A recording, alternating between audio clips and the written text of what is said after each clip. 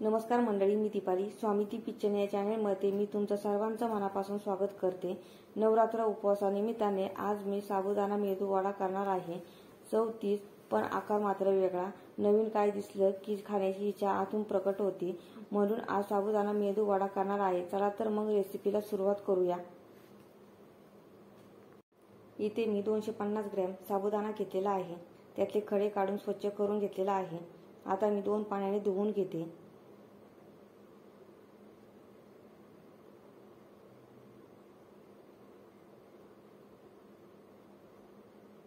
हे बघा, इथे मी छान 2 पाण्याने धुवून घेतलेला आहे साबुदाणा।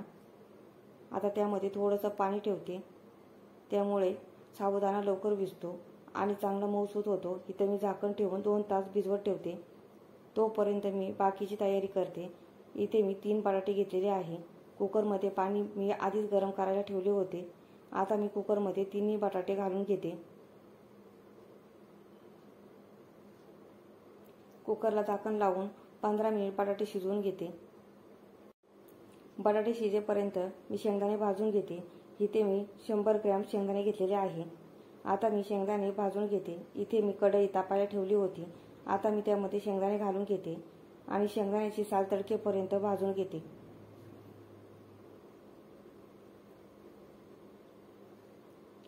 हे बघा, शेंगदाणे सारखे इकडून तिकडे चमच्याने करायचे, म्हणजे शेंगदाणे करपणार नाही।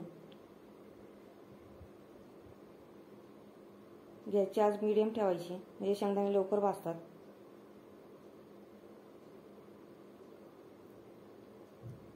हे बघा, शेंगदाणे इथे छान भाजून घेतलेले आहे। साल तडकायला लागलेली आहे, म्हणजे शेंगदाणे छान भाजलेले आहे।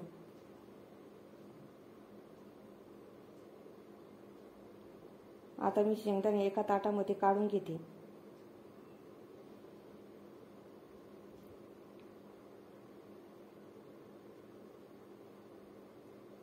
शेंगदाणे गार होईपर्यंत मी बटाटे कुकरच्या बाहेर काढते आणि बटाट्याच्या साली काढून घेते।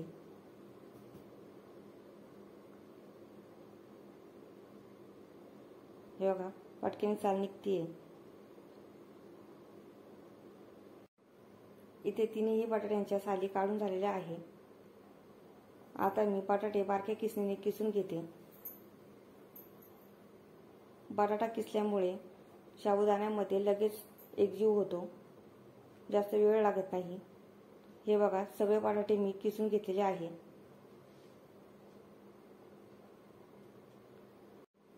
आता शेंगदाणे थोडे गार झाले असतील, मी शेंगदाण्याच्या साली काढून घेते। हे बघा, शेंगदाण्याच्या साली इथे मी काढून घेतलेल्या आहे। ज्या शेंगदाण्याच्या साली राहिल्यात त्या तशाच मी ठेवते। मिक्सरला शेंगदाण्यासोबत बारीक होतील। आता मी शेंगदाणे मिक्सरच्या भांड्यात घालून घेते। आता मी शेंगदाण्यातच मिरच्या घालून घेते। 9 ते 10 हिरव्या मिरच्या घेतलेल्या आहे।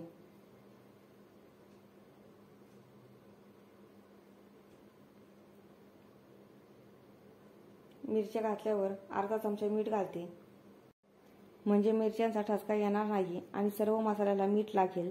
बारीक नाही करायचं शेंगदाणे आणि अख्खेही नाही ठेवायचे किंवा अर्धेही नाही ठेवायचे, भसरट करून घ्यायचे आहे। हे बघा, असा शेंगदाण्याचा मसाला झाला पाहिजे। आता मी शाबू तांदूळ भिजले की नाही ते बघते। हे बघा, शाबू तांदूळ छान भिजलेले आहे, मऊसूत झालेले आहे।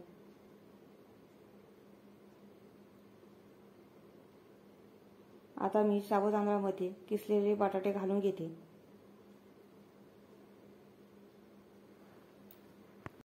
बटाटा घातल्यावर लगेचच बारीक केलेले शेंगदाणे घालून घेते।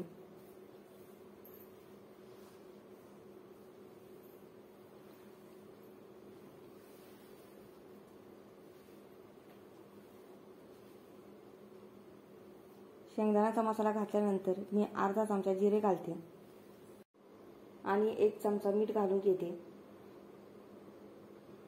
नंतर मी अर्धा चमचा रेड चिली फ्लेक्स घालते, त्यामुळे वडे दिसतात पण छान आणि चव पण छान लागते आणि थोडे झणझणीत चांगले लागतात। जर तुम्हाला जास्त तिखट आवडत नसेल तर रेड चिली फ्लेक्स स्किप करा।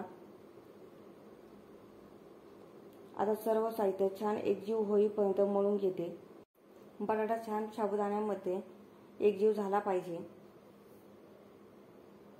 बटाटा साबुदाण्यामध्ये एकजीव झाला की साबुदाण्याला छान बाइंडिंग होतं। हे बघा, मी इथे एक गोळा काढून वडा करून बघते।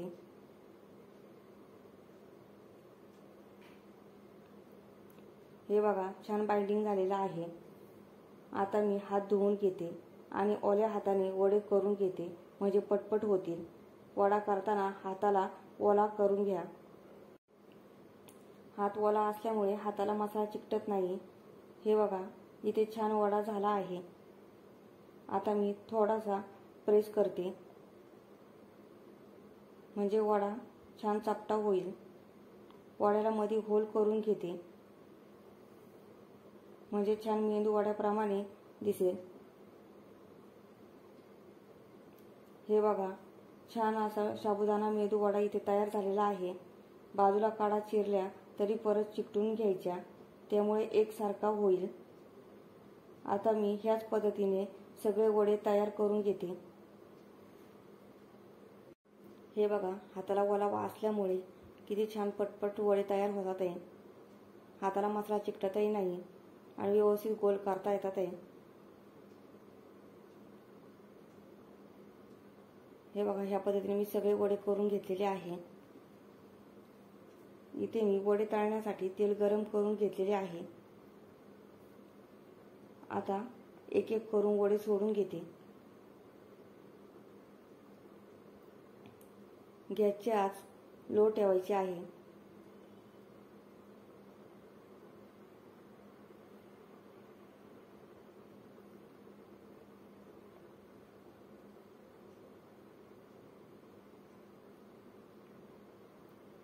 गॅसची आच लो असल्यामुळे वडे छान कुरकुरीत होतात आणि आतपर्यंत वडे तळून निघतात। छान असे उलटून पालटून तळून घ्यायचे, म्हणजे छान कुरकुरीत वडे तयार होतात। वड्यांचा रंग गोल्डन ब्राऊन झाला की बाहेर काढून घेते। हे बघा, आलटून पालटून तळून घ्यायचे आहेत।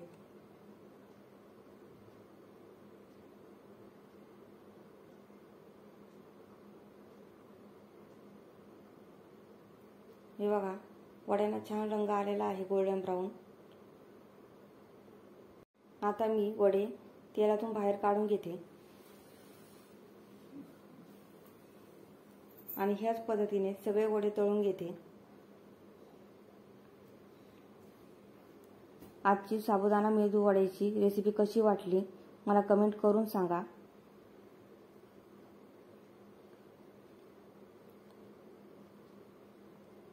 हे बघा, एक बाजू छान तळलेली आहे। आता दुसरी बाजू तळून घेते वड्यांची।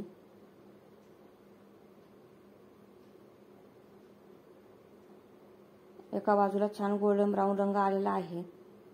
तेल गरम असल्यामुळे पटपट तळून निघतात हे वडे। हे बघा, वडे इथे छान तळलेले आहे। वडे तळण्यासाठी गॅसची आच मी मंद ठेवलेली होती। मंद आचेवर छान कुरकुरीत वडे तळून निघतात। हे बघा, वडे इथे छान तळलेले आहेत। आता मी बाहेर काढून घेते। बघा, किती छान गोल्डन ब्राऊन रंग आलेला आहे। इथे माझे सगळे वडे झालेले आहेत। आता मी सर्व करते।